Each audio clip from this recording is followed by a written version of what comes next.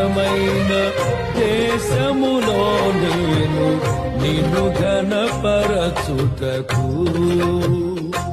నీ మహిమాత్మతో నింపి సురక్షితముగా నన్ను నివసింపచేసితివి. మేఘవాహనుడవై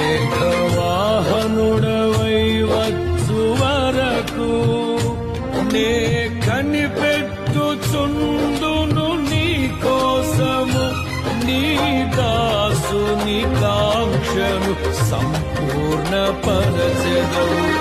ఆరాధన నీకే నా యేసయ్యా, స్తుతి ఆరాధన నీకే నా యేసయ్యా.